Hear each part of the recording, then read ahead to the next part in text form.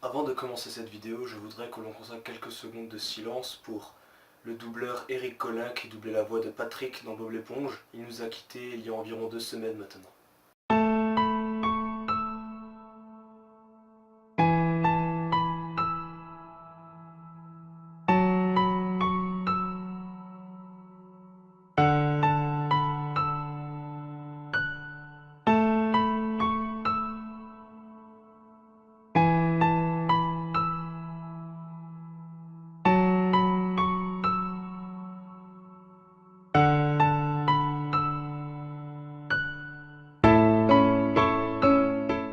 Bonjour à tous, on se retrouve aujourd'hui pour la critique d'Hunger Games de L'Embrasement, Catching Fire en VO, film réalisé par Francis Lawrence, notamment réalisateur des films Constantine, Je suis une légende et De l'eau pour les éléphants.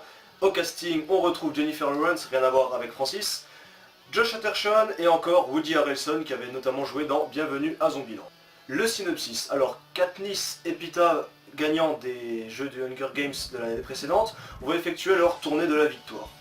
Le président Snow va en réalité les forcer à faire cette tournée pour essayer d'étouffer la rébellion qui est en train de naître, rébellion qui va finalement prendre de plus en plus d'ampleur dans ce deuxième volet, et qui va finalement contraindre le président Snow à prendre des mesures drastiques. Alors par là, entendez torture, etc. Hein, c'est limite la guerre d'Algérie en fait. Il va donc organiser un Hunger Games assez spécifique. Ça s'appelle les jeux de l'expiation en fait. Les gagnants des précédents Hunger Games vont se retrouver finalement dans une arène classique pour justement une sorte de combat à mort, et le vainqueur sera déclaré vainqueur des Hunger Games comme le premier film. Alors tout de suite il faut dire, évidemment le film va parler des Hunger Games, c'est logique, c'est le titre, il fallait pas non plus s'attendre à ce que ce soit Alice au Pays des Merveilles, alors les bisounours, hein, c'est normal, c'est Hunger Games le titre, c'est pas... Voilà, hein. Alors je dois vous avouer que j'étais assez content de retrouver Katniss et Peeta. Le premier film m'avait assez bien plu et j'attendais impatiemment ce deuxième opus. Alors ils ont changé de réalisateur pour ce deuxième opus. Ils ont choisi Gary Ross qui avait réalisé notamment La Légende de Seabiscuit. Mais c'était un choix artistique en prenant ce réalisateur. Parce que ce réalisateur dans le premier opus a donné une ambiance vraiment limite fan footage. Ce qui s'est passé, c'est que la caméra était très mobile et il y avait des tremblements. C'était une caméra à l'épaule mais c'était pas une steadicam, ce qui fait que les vibrations, on les ressentait. Ça a déplu à certains, ça a plu à d'autres. Majoritairement, le public a été conquis. Alors est-ce qu'on doit avoir peur? Non, parce que Hunger Games 2 est bon, voire même très bon. Par contre, cependant, il a quand même des points où ça pêche. Je pense notamment à la structure de l'histoire.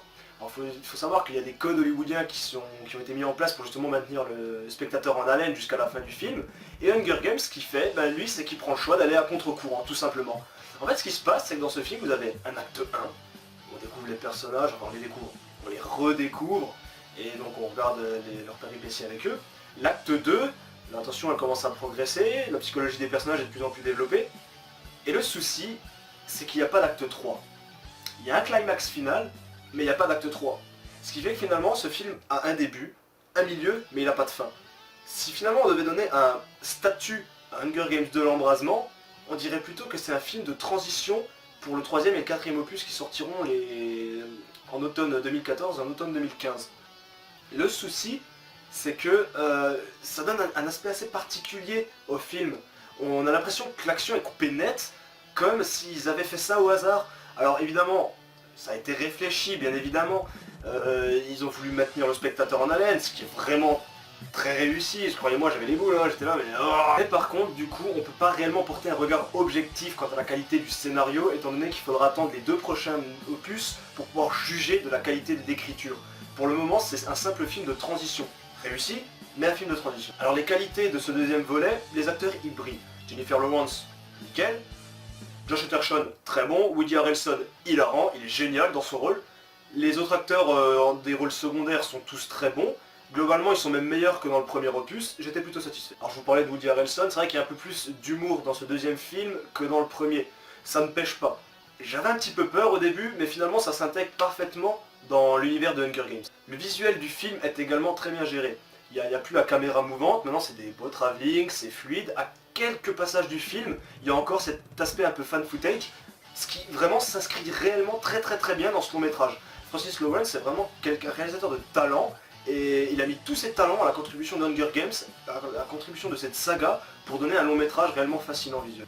Alors évidemment, c'est une réalisation classique, elle est très bonne, mais elle n'est pas révolutionnaire. Donc Francis Lawrence, il a réellement rempli sa part du contrat, il nous a donné un très bon film. Alors le souci, c'est qu'étant donné qu'il s'agit d'un film de transition, il manque un peu de personnalité. Là où le premier Hunger Games avait réellement réussi à nous donner un long métrage réellement fascinant avec de la tension, le 2 pêche un petit peu plus parce que certes c'est un peu l'histoire qu'on retrouve dans le 1, c'est logique, c'est de Hunger Games, c'est en accord avec le titre, mais les personnages ils ne sont pas non plus développés à leur paroxysme, parce que tout simplement il y a encore l'épisode 3 et 4. C'est pour ça que le film manque un peu de personnalité. Les personnages ne sont pas très bien développés parce qu'on garde encore pour la suite. C'est un défaut, mais ce n'est pas non plus ce qui va vous faire détester le film. Je pense que ce film, réellement, on peut l'apprécier pour ce qu'il est. C'est un film de transition, je le répète encore une fois, parce que c'est réellement important de cerner cet aspect du film. Mais le film est bon, réellement. Allez le voir, il vaut vraiment le coup. Et la dernière chose sur laquelle je voudrais réellement insister, parce qu'il s'agit d'une réussite de malade, c'est la tension. Il y a vraiment une haute tension dans ce film, et je vous parle pas des lignes électriques. Clairement, c'est... Quand les gagnants des Hunger Games se battent, c'est quelque chose. Étant donné qu'il y a une vraie créativité autour des morts, autour des pièges qui sont situés dans l'arène, on ne sait pas vraiment ce qui va se passer. Alors du coup, à chaque instant, on est là, on se dit, punaise, il va se passer quoi, qu'est-ce qui va venir les tuer. Il y a plusieurs pièges dans le film, mais qui sont juste géniaux, quoi.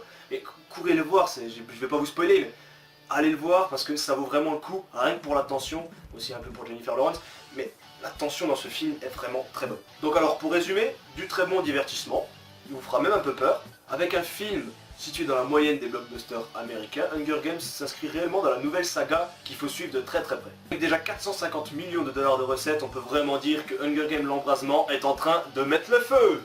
Bref, sur cette blague pourrie, on va se quitter. N'hésitez pas à visionner mes autres vidéos, à vous abonner à ma page Facebook ou encore à ma chaîne YouTube. Vous trouverez tous les liens nécessaires dans la description de la vidéo. Moi je vous dis à très bientôt pour la critique de La Reine des Neiges, le nouveau film des créateurs de Réponse, et également de The Hobbit, l'événement le plus attendu de cette année.